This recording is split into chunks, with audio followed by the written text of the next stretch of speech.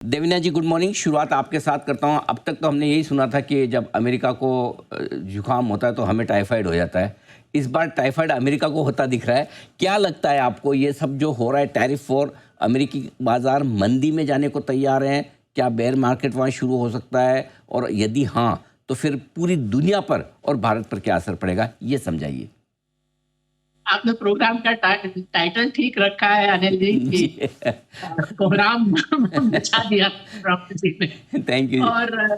और जब वो जीते ही थे नवंबर में, तभी मैंने लिखा था कि जो लोग ये बोल रहे हैं कि ट्रम्प जी के आने से ऐसा होगा, शेयर मार्केट वैसा होगा, बॉन्ड मार्केट, राइट। वो कुछ नशा कर रहे हैं क्या, क्योंकि यही नहीं मालूम कि वो ट्रम्प सरकार करेगी क्या, तो आगे की आप उसका इम्पैक्ट कैसे बता रहे हैं। जी। तो अब तक दिनों जो उन्होंने किया है, ये तो अब मैं कहूँ तो इब्तदाई है, तो अभी मालूम नहीं कि आगे और क्या क्या होता है। बिकॉज एक तरह से इन्होंने ये पहला पासा फेंका है।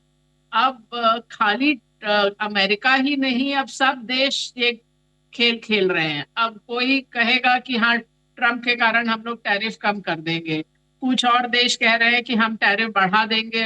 अमेरिकी जो हम वहां से आयात करते हैं, अभी ईयू ने ये भी कहा कि हम लोग जो हमारी कंपनियां जो अमेरिका में निवेश कर रही थी, अब हम उनको कह रहे हैं कि अब आप निवेश मत करिए, क्योंकि इस तरह के देश में निवेश करने का कोई मतलब नहीं है। उसके अलावा कई देश ये भी कर सकते हैं कि अपनी मुद्रा या करेंसी को डिप्रिशिएट करें, ये खेल खेलने के लिए। तो अभी तो मालूम ही नहीं कि इसके कितने राउंड होंगे इस खेल के, और उसका अंत कहाँ होगा। जहां तक अमेरिका का सवाल है, इस तरह के जो टैरिफ बैरियर हर हर एक चीज पे आप लगा देते हैं, ये दुनिया के इतिहास में कभी भी उस अर्थव्यवस्था के लिए अच्छा नहीं रहा। तो ये और ये ऐसे ही कुछ टैरिफ 1930 में भी लगाए गए थे, जो और उसके बाद तो डिप्रेशन गहराया ही था। तो ये कोई साधन नहीं है जिससे अमेरिका की अर्थव्यवस्था अच्छी हो जाएगी। और अच्छा होने का भी क्या है, क्योंकि वहाँ अभी जहाँ तक बेरोजगारी की दर है, वो तो बहुत ही कम है। तो आपका ऐसा भी नहीं कि लोगों के पास नौकरियां नहीं है, तो आपको वहाँ मैन्युफैक्चरिंग लगाकर नौकरी लानी है। तो इसका, और दूसरी बात, जहां तक बाजार की बात है, अब अफ्रीकी बाजार पिछले 10-12 साल से बहुत आउट परफॉर्म कर रहे थे। आप पूरी दुनिया के बनस्पत देखें तो ये तो मेरे दिमाग में था ही कि कभी ना कभी वो खत्म होगा आउट परफॉर्मेंस, और ये सब चीजें करने से शायद वो आउट परफॉर्मेंस का अंत ज्यादा करीब ले आया है। तो हमारा जो हर तिमाही पे हम लोग रीबैलेंस करते हैं, तो पिछली तिमाही पे मतलब जनवरी में जब रीबैलेंस किया था अपना ग्लोबल फंड, तो हमने अमेरिका को थोड़ा अंडरवेट किया था, कुछ फिक्स इनकम बढ़ाया था, कुछ यूरोप बढ़ाया था, चाइना पे ओवरवेट है, भारत पे थोड़ा सा ओवरवेट है। तो वो तो कम करना शुरू तो किया था। और ये अब जैसे कल का ही दिन देखिए, तो आप देखिए अमेजोन, मेटा, एप्पल सब 9% के करीब गिरे हैं। बहुत बड़ी गिरावट है उन स्टॉक्स में जो शायद भारतीय लोगों को जिनके नाम आते हैं, जो 6-7 स्टॉक हैं, जी। उसमें एक माइक्रोसॉफ्ट को छोड़ के जो आई थिंक 2-2.5% गिरा, बाकी सब में तो बहुत गिरावट रही। राइट। हम्म। तो ये अगर इसी रास्ते वो चलते जाएंगे, तो मुझे तो लगता है कि वो अमेरिकी अर्थव्यवस्था को हिला देंगे, जो विश्व की व्यवस्था को ही हिला देंगे। आप अर्थव्यवस्था हम्म। तो एक तरफ जाते हैं, अब जो 80 साल से पोस्ट वर्ल्ड वॉर एक तरह से दुनिया चल रही थी, उसकी ही नींव हिला दी है। जी।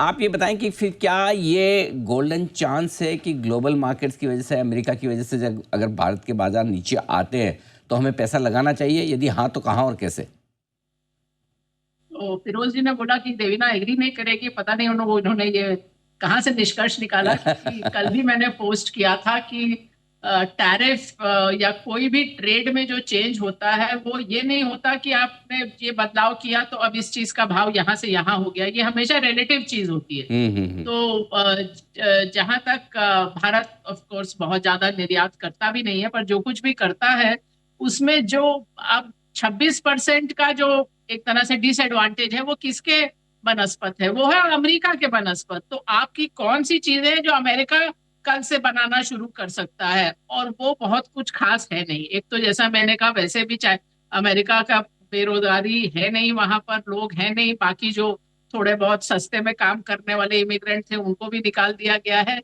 तो ऐसा तो कुछ खास है नहीं जो आज भारत निर्यात करता है और कल से अमेरिका बनाने लगेगा। और जहां तक आपके जो दूसरे प्रतियोगी देश हैं उन सब पर टैरिफ आपसे ज्यादा लगा है। अधिकतर पे आप बाकी एशियाई देशों को देखें तो लगभग सभी पे हमसे ज्यादा टैरिफ लगा है। कोरिया जापान हमारे आसपास है। तो कुल मिला के भारत का जो कॉम्पिटिटिवनेस कह लीजिए उसमें तो कोई ऐसा बड़ा झटका लगा नहीं। जहां तक खबर से बाजार की बात होती है, अब मैं 2020 से अच्छा एग्जांपल आपको क्या उदाहरण क्या दूं कि अगर आपको मैं साल के शुरू में बताती कि पैंडेमिक होगा और उसके या फिर ये भी बताती कि ऐसा कुछ होगा जिससे ट्रैवल होटल रिटेल सब जीरो पे चला जाएगा, तो कोई बोल सकता था कि बुल रन आएगा बाजारों में। अब आप हाइंडसाइट में बोल सकते हैं हाँ वहां लिक्विडिटी किया ये किया वो किया, बट मैं शर्तिया कह सकती हूँ आपको बोलते कि इतना सब चीजें मालूम नहीं है, खबरें तो सब खराब ही खराब आएंगी तो बाजार फिर भी चल जाएगा। तो बाजार इतनी आसान चीज नहीं है। और जहां तक मेरा अपना मानना है कि आप एक स्टेडी पोर्टफोलियो में अगर हैं तो निवेशित रहने का समय है, जो भी आपका इक्विटी एलोकेशन है। ये मैं कभी नहीं कहती कि आप 100% स्टॉक मार्केट में डालिए डायरेक्टली या इनडायरेक्टली, लेकिन जो भी आपका निवेश है उसमें आप निवेशित रहिए, क्योंकि जो बड़े मूव आते हैं मार्केट में वो इसी तरह के माहौल में आते हैं जब डर है, घबराहट है, बाजार से निकल जाएंगे प्रश्न ही आ रहा है। कि आप पिछले 40 साल में देखें तो अगर आप 10 सबसे अच्छे दिन निवेशित नहीं थे, आप सोचेंगे 40 42 साल में 10 दिन क्या होते हैं, लेकिन उसमें आपका 2/3 रिटर्न निकल जाता है। अगर आपका 100 रुपए 42 साल में 75,000 हुआ तो आपने 10 सबसे अच्छे दिन मिस कर दिए तो वो 25,000 रुपये आ जाता है। तो इतना बड़ा ये रिस्क रहता है। और मैं फिरोज से सहमत हूँ कि जो हम लोग अपने पीएमएस में करते भी हैं कि अगर लगा कि कुछ चीजों में घबराहट है तो आप पुट ऑप्शन खरीद सकते हैं, हेज कर सकते हैं, जो हम लोग करते हैं। हम हर समय नहीं, क्योंकि हेज का कॉस्ट होता है, लेकिन जब लगता है कि चीजें कुछ ऐसा प्रश्न चिन्ह है जैसे कि हम्म। पिछले साल इलेक्शन के समय था हम्म। तो हेज कर लो। तो ठीक पर बात है। निवेश, और मैंने अपने ग्लोबल फंड्स में भी बोला कि हम लोग कुछ हद तक भारत पर ओवरवेट हैं। ठीक बात है। तो